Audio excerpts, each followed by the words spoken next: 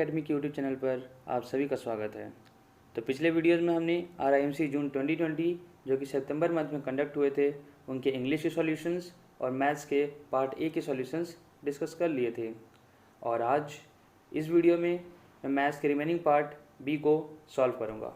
तो चलिए फिर क्वेश्चन की तरफ चलते हैं। Part B, question number 21। Simplify 5q - 2p - 3q - 3 5r - 2 p - 2q plus 3r. Solution: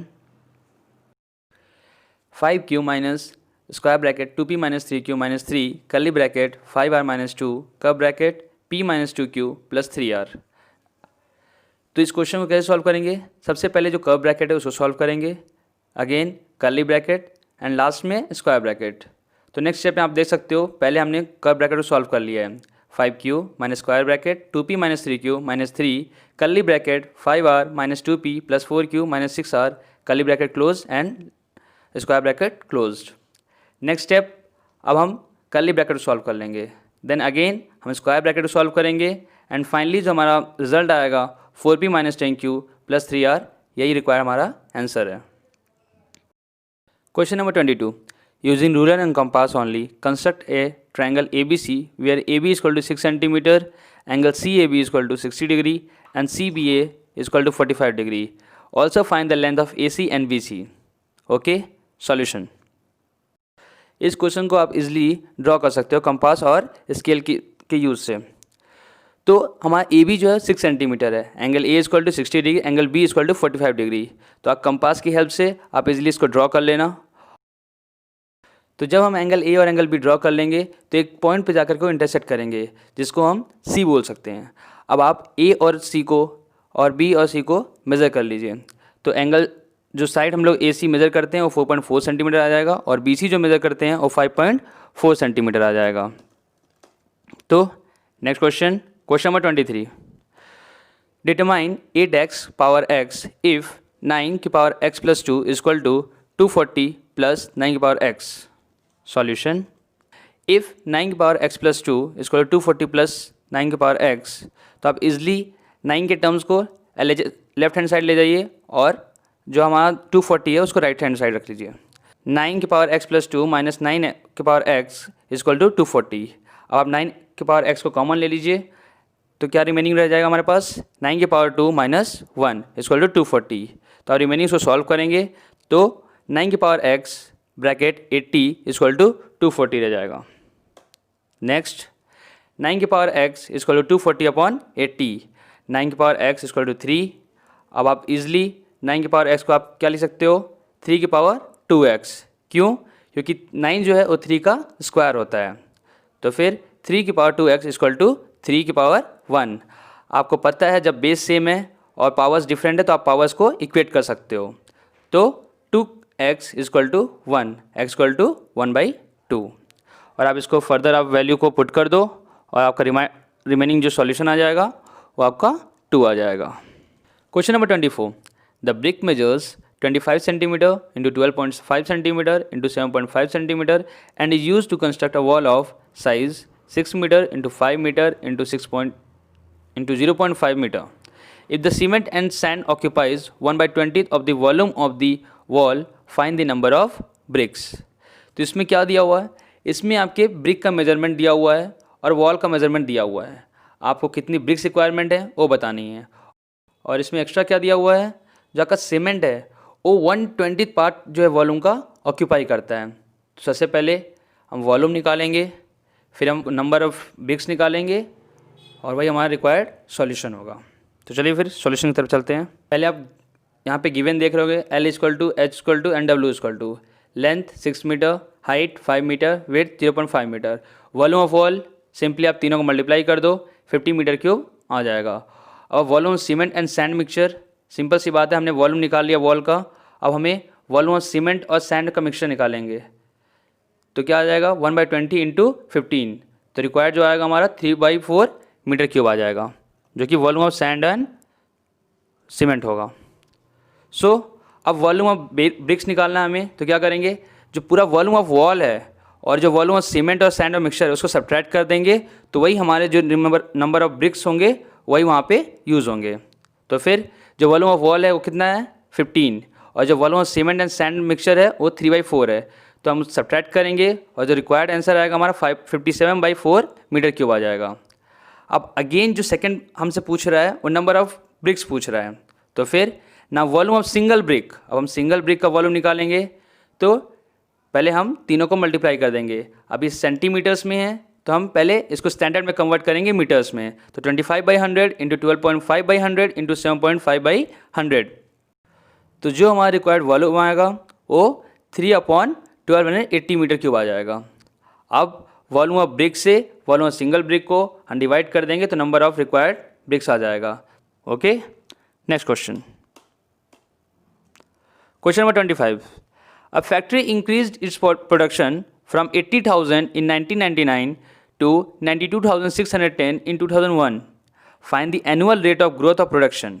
तो सिंपली हमें एक डेटा दिया हुआ है, फैक्ट दिया हुआ है कि 1999 में 80,000 जो प्रोडक्शन थे वो फैक्ट्री के थे और 2001 में 92,610 हो गए। तो आपको बताना है कि उसका जो एनुअल रेट ऑफ ग्रोथ है वो कितना है। बट बच्चों इस क्वेश्चन में शायद मिसप्रिंट है, क्योंकि 2001 नहीं, यहाँ 2002 होना चाहिए था, क्योंकि 2 ईयर्स का गैप अगर लेके चलेंगे तो हमारा जो सॉल्यूशन है बहुत ही कॉम्प्लेक्स हो जाएगा, तो इसलिए हम रेफरेंस 3 ईयर्स ही लेके चलेंगे। सॉल्यूशन, तो जो कंपनी का ग्रोथ हुआ वो कितने ईयर्स में हुआ, वो 3 ईयर्स में हुआ, 1999 से 2002 तक। तो फिर हम क्या करेंगे, इसका ग्रोथ निकालेंगे, और ग्रोथ कैसे निकालेंगे, जो आज की प्रोडक्शन है और जो उस टाइम के प्रोडक्शन थे उन दोनों को सब्ट्रैक्ट करके। तो 92,610 माइनस 80,000 इक्वल टू 12,610। अब इसका हम ग्रोथ रेट निकालेंगे, परसेंटेज निकालेंगे, तो परसेंटेज के लिए क्या यूज़ करेंगे हम लोग, कंपाउंड इंटरेस्ट यूज़ करेंगे। और कंपाउंड इंटरेस्ट का फॉर्मूला आपको पता ही होगा, अगर नहीं पता तो आप स्क्रीन पे देख सकते हो। Amount is equal to principal into 1 plus rate upon 100 power n, और n यहाँ पे टाइम पीरियड है।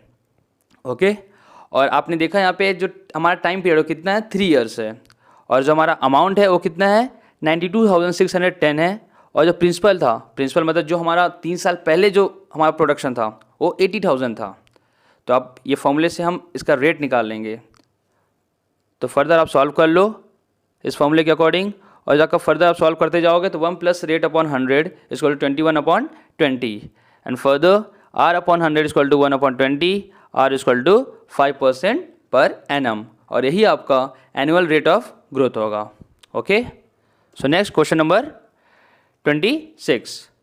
2 numbers are in ratio of 3:5. If each number is increased by 10, the ratio between the new number is 5:7. Find the original number. इस question में करना क्या है, इस क्वेश्चन में दिया हुआ है आपको 2 नंबर का रेशियो दिया हुआ है 3:5, और ये फिर बोला गया है कि जो दोनों नंबर हैं वो 10 से इंक्रीज़ कर दिए गए हैं। तो अब जो उनका न्यू रेशियो आता है वो क्या आता है 5/7 आता है। तो आपको ये बताना है कि ओरिजिनल नंबर क्या थे। तो चलिए फिर सॉल्यूशन की तरफ चलते हैं। हमने क्या किया, पहले लेट कर लिया, let the ratio be 3:5 taken as 3x and 5x। It means हमने x दोनों साइड मल्टीप्लाई कर दिया। Okay, if ratio is increase by 10 so it becomes 3x + 10 and 5x + 10। Simple सी बात है, हमने ओरिजिनल नंबर क्या ले लिया 3x ले लिया और 5x ले लिया, और हमने उसमें क्वेश्चन के अकॉर्डिंग +10 कर दिया। अब फर्दर हम उसको जो कम्प्लीटली सॉल्व कर लेंगे तो 3x + 10 + 5x + 10 equal to 5x + 7 question के according. Then 8x + 20 equal to 12x, 8x - 12x equal to -20, x equal to -20/-4, minus cancel 20/4। तो रिक्वायर्ड जो हमारा x आएगा वो क्या आएगा 5 आएगा। तो हमारे पास x आ चुका है।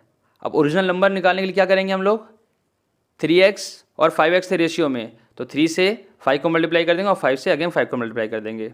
ओके, 3 × 5 15 और 5 × 5 25। तो ओरिजिनल नंबर्स क्या हो गए हमारे पास 15 and 25। Okay, next question, question number 27। A motorboat goes downstream in a river and covers a distance between 2 coastal towns in 5 hours. It covers the distance upstream in 6 hours. If the speed of the stream is 3 km/h, find the speed of the boat in still water. Let the speed of boat in still water be x. मतलब जो हमें still water में boat की speed निकाली उसका हमने क्या assume कर लिया, एक्स अज्यूम कर लिया। और हमारे पास गिवन क्या दिया हुआ है, स्पीड ऑफ स्ट्रीम दिया हुआ है जो कि 3 किलोमीटर पर आवर है।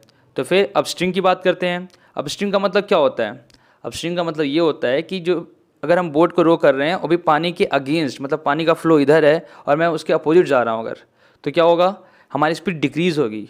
और जो स्पीड डिक्रीज़ होगी वो कितनी होगी, x-3 किलोमीटर पर आवर, क्योंकि हमने अज्यूम कर लिया कि स्टिल वाटर में x है और स्ट्रीम की हमारी स्पीड 3 है, तो हमने दोनों को सब्ट्रैक्ट कर दिया तो हमारी स्पीड निकल जाएगी।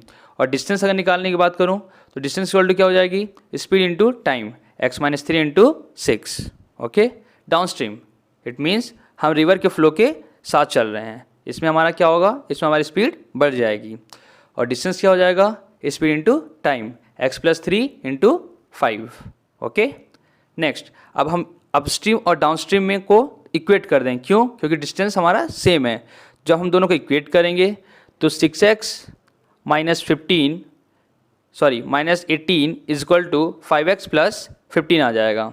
आप इसको फर्दर सॉल्व करते जाओ और x इक्वल टू लास्ट जो हमारा 33 किलोमीटर पर आवर आ जाएगा। Okay, next question, question number 28। A man bot 2 TV sets for rupees 42,500. He sold one at a loss of 10% and other at a profit of 10%. If the selling price of each TV set is same, determine the CP of each set. इस question में क्या कह रहा है, question कह रहा है कि एक इंसान ने क्या किया, 2 TV सेट लिया 42,500 में, और एक को उसने 10% के लॉस में बेच दिया और एक को उसने 10% के प्रॉफिट में बेच दिया। पर सेलिंग प्राइस उसकी सेम थी, जिस प्राइस में उसने बेचा दोनों को एक ही प्राइस में बेचा।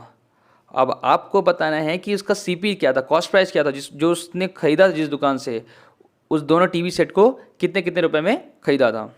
हमें बस इस क्वेश्चन को सॉल्व करना है। तो solution, cost price of 2 TV sets is 42,500, cost price of TV set x।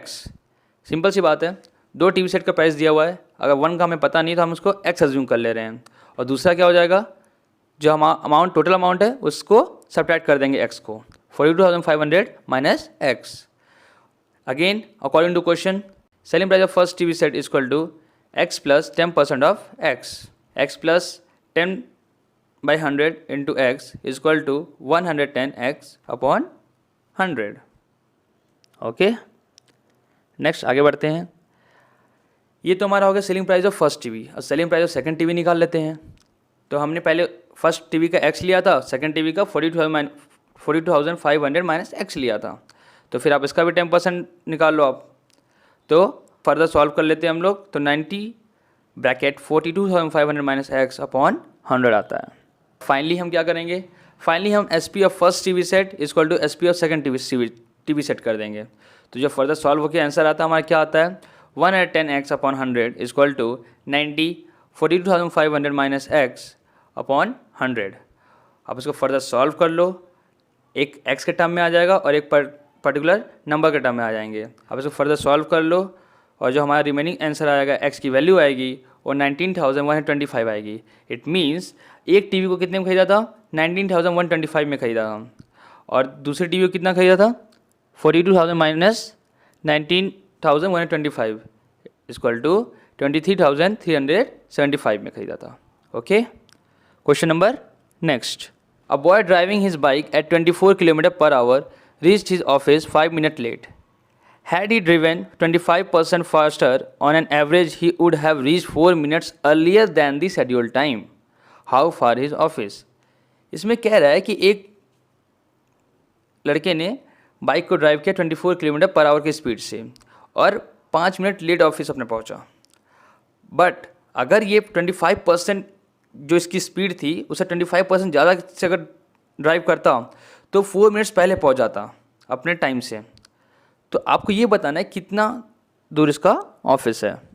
तो क्वेश्चन नंबर 29 का सॉल्यूशन, हमने क्या किया, x अज्यूम कर लिया। क्या x अज्यूम किया, इसके हाउस और इसके ऑफिस का जो डिस्टेंस है उसको हमने x अज्यूम कर लिया। When it drives at 24 kilometre per hour, अब सिंपल सी बात है, हमने क्या डिस्टेंस अज्यूम कर लिया x, स्पीड अज्यूम कर लिया 24 किलोमीटर पर आवर। अब टाइम निकाल लेते हैं फिर, speed equal distance upon time, time equal to x upon 24 hours. Okay, अब हम सेकंड कंडीशन जो क्वेश्चन में रखा हुआ है उसको रख के देखते हैं।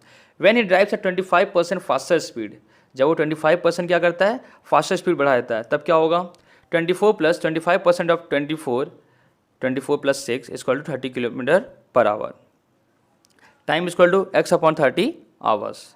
Now according to question difference 5 minute late + 4 minute early = 9 minute.